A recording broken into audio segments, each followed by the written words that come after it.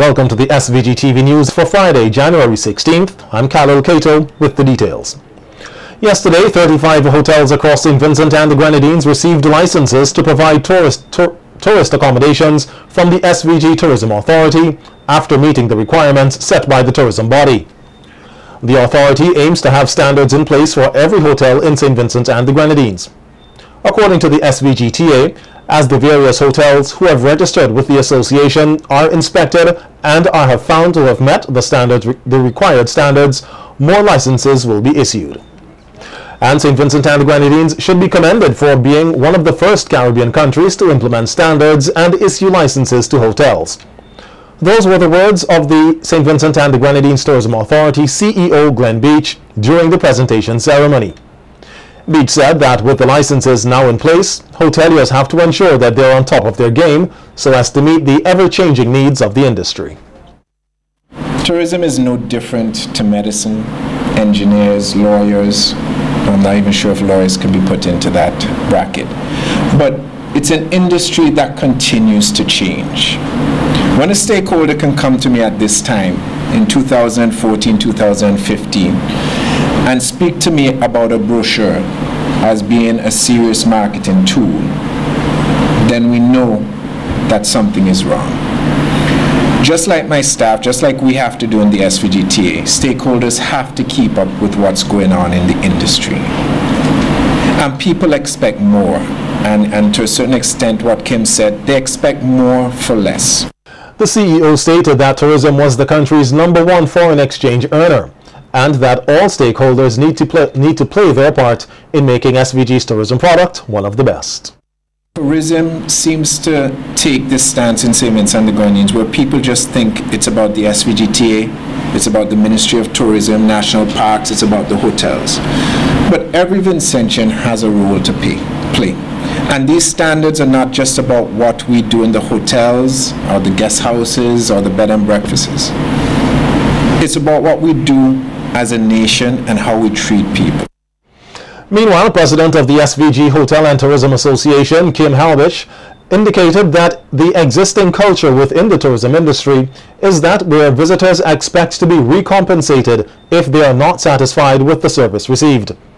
Halbich believes that the acquisition of the licenses will assist hoteliers in combating this problem. And I'd like to appeal to the membership so that they know that we are not competing against each other. In bringing up the standards, in helping everyone to succeed in the standards, the whole country will benefit.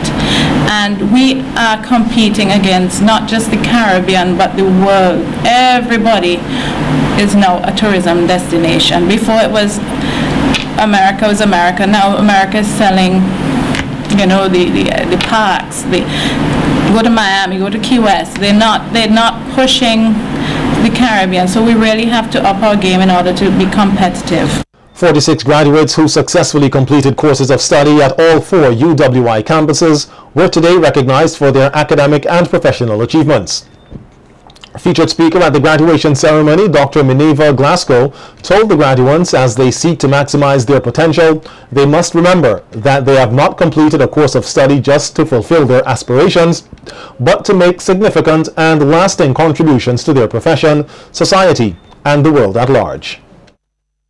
Prepare for your destiny by arming yourself with the knowledge and ways of thinking you will need to play a central leading role in this nation, and I dare say the world 10 years hence.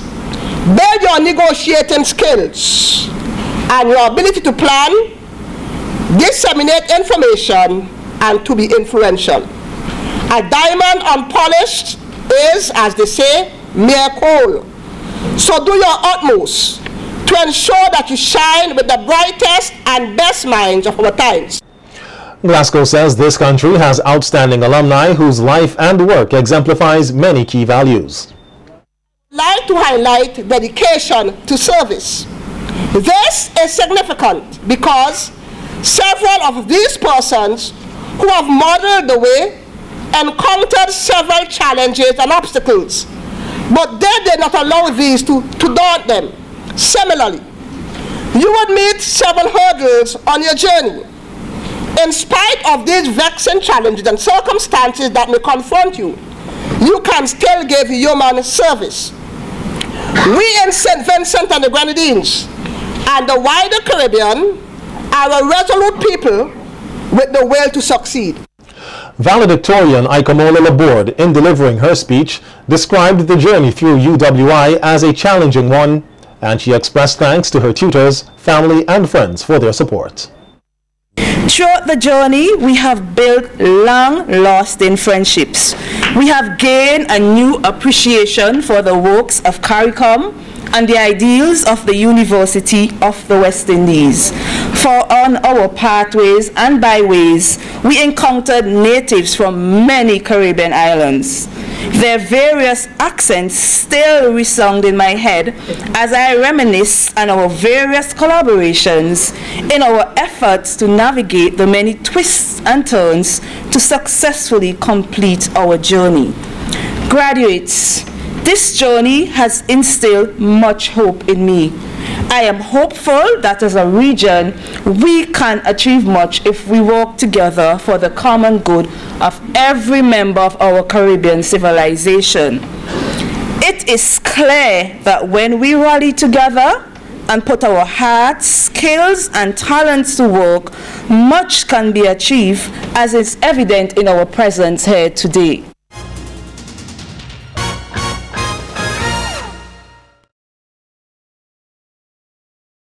28-year-old Vincentian journalist Kenville Horn is expected to fly to England to receive an award from Her Excellency Queen Elizabeth II. The Queen's Young Leaders Award will be presented for the first time ever to three other winners from the Caribbean region. Horn won the award for his outstanding work with the children of the Rose Hall community through his program, which he says is designed to teach children between 7 and 17 a skill that they can further develop professionally as they build character and discipline. Horn, who is a journalist currently employed at the Vincentian newspaper, further stated that he never expected a reward for his numerous sacrifices and hard work, adding that he just wanted to help the children as well as give back to the community of Rose Hall and surrounding areas. He proceeded to urge persons who are involved in service to their communities to continue their hard work. Horn was also awarded an online scholarship from the prestigious Cambridge University. Came from a less than privileged background, so I know what it meant to not to have a proper home or not to have proper guidance, you know. So a lot of persons who are indeed making a difference. Some, they are very passionate, and others, they have lost their passion due to various reasons. I would say to them to continue.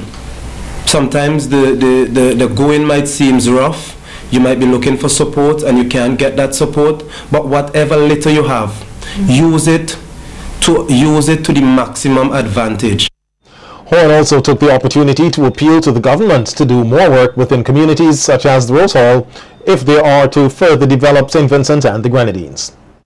If we are to develop as a nation, areas like Rose Hall need the support, and by extension also the whole of North Leeward, because we have Cumberland playing field, and that is really in need of fixing, you know, and I would like to see that happen. The most important investment a country can make is to spend money on the youth. That's the view of Minister of ICT Camillo Gonsalves, speaking at the closing of the NTRC's I2 competition yesterday. Gonsalves says that there are a number of ways to invest and attract investment in SVG, and youths represent a great investment. That investment sometimes does not pay off the next year or the next 5 years, but we think that it is a very worthwhile long-term investment in this country's future. We think that each and every one of you represent already returns on that investment, and we wish you all the best in this competition and your future endeavors. He noted that the idea of mobile apps was something the government is investing in and hopes that each student is investing in as well. And the Grenadines has one of the highest mobile phone penetrations in the world. On average, every single human being in St. Vincent and the Grenadines has a cell phone and a half. And we know, of course, that little children don't have them, and some very, very old people don't have them. So what it really works out to is that everybody has, on average, 2 cell phones. Some of them have their Lime and their Digi. Some of them have one that they give out to everybody and one that they don't give to everybody. But everyone has a computer in their pocket. The advancement that we have gone through as a country between the last ice grade competition and this one is that not only do we now have a computer in our pocket, but the mobile operators are providing broadband speed internet on their telephone. Following the tragic accident at Grock Gutter, 2 psychologists, the Reverend Dr. Marcus Lashley and Dr. Mike Campbell, will be in St. Vincent until January 20th to assist with counseling at the ORIA Crisis Center. These professionals will provide valuable support to the parents, staff and students at the affected schools and the communities. The visit by Drs. Lashley and Campbell is being facilitated by Emera Caribbean, who is collaborating with the government of SVG to explore the potential of geothermal energy here. During the period 2013-2014, representatives of Emera Caribbean and Reykjavik Geothermal held meetings with persons from the communities of Fancy and Oria and were deeply saddened to hear of the tragedy. The Minibus Association has expressed condolences to those involved in Monday's accident. President of the organization, Anthony Bacchus, in an interview with SVG-TV, expressed regret that persons lost their lives and said that the association is willing to give assistance. Our deepest condolences to all the families and that got affected with this great tragedy. The Minibus Association also would like to assist in any kind of way that we could be of any kind of assistance. So if there's anything that you would like to get help with, you could contact myself at this number 533-0426. Bacchus appealed to minibus drivers to exercise caution on the roads as they are carrying the precious lives. I would like to inform those other drivers, especially coming from, the leeward side, the windward side that has a real bad terrain, a lot of hills, a lot of curves, to please take your time and use your common sense, use your head, and especially when you're going down steep hills, try to go down in first gear, not second gear or third gear. Take your time and stay on the brakes, and remember you have passengers, you have people's lives at stake in your hands.